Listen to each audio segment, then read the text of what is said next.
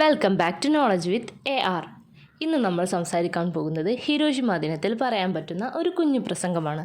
ബഹുമാനപ്പെട്ട അധ്യാപകരെ, പ്രിയ സുഹൃത്തുക്കളെ, ഇനിയൊരു ഹിരോഷിമ ആവർത്തിക്കരുതെന്ന് ഓർമ്മപ്പെടുത്തിക്കൊണ്ട് വീണ്ടും ഒരു ഹിരോഷിമ ദിനം വന്നെത്തിയിരിക്കുകയാണ്.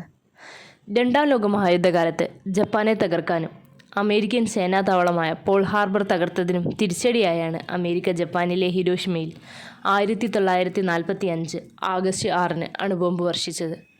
സാധാരണ ജനജീവിതം നയിച്ചുകൊണ്ടിരുന്ന ഒരു പറ്റം മനുഷ്യരുടെ ഇടയിലേക്ക് ഒരു കരിനിഴലായാണ് ആറ്റം ബോംബ് പതിച്ചത്. അധികാരമോഹികളായ ചില ഭരണാധികാരികൾ കാരണം ഒന്നും അറിയാത്ത സാധുജീവിതങ്ങളാണ് ഹിരോഷിമയിൽ വെന്തൊടുങ്ങിയത്.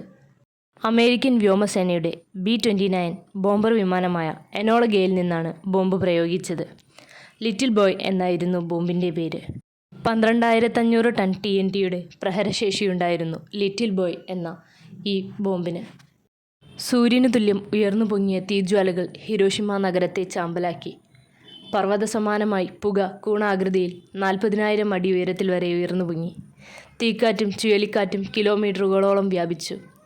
1.5 ലക്ഷത്തോളം ആളുകൾ ഈ ദുരന്തത്തിൽ ദാരുണമായി കൊല്ലപ്പെടുകയും ചെയ്തു.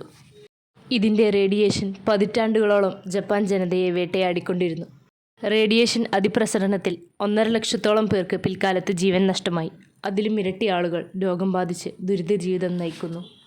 മനുഷ്യനുള്ളിടത്തോളം കാലം മറക്കാനാകാത്ത ഇരുണ്ട സ്മരണകളിൽ ഒന്നാണ് ഹിരോഷിമ. യുദ്ധങ്ങൾ വരുത്തിവെക്കുന്ന ദുരിതങ്ങൾ വരാനിരിക്കുന്ന തലമുറയെ കൂടി നാശത്തിലേക്ക് നയിക്കുമെന്ന് ഇതിൽ നിന്നും നാം പഠിക്കേണ്ടതാണ്. അധികാരമോഹികളും സ്വാർത്ഥരുമായ ഭരണാധികാരികളുള്ളിടത്തോളം യുദ്ധങ്ങൾ ആവർത്തിച്ചുകൊണ്ടേയിരിക്കും. സാമ്രാജ്യത്വ ദുർമോഹികളുടെ ആയുധപ്രയോഗത്തിൽ വെന്തൊടുങ്ങിയവർ അത്രയും സാധാരണക്കാരാണ്. ധനമോഹത്താലും അധികാരമോഹത്താലും തിമിരം ബാധിച്ച കപട ഭരണാധികാരികളെ തിരിച്ചറിഞ്ഞ് നാം പ്രതികരിക്കേണ്ട സമയം അതിക്രമിച്ചിരിക്കുന്നു.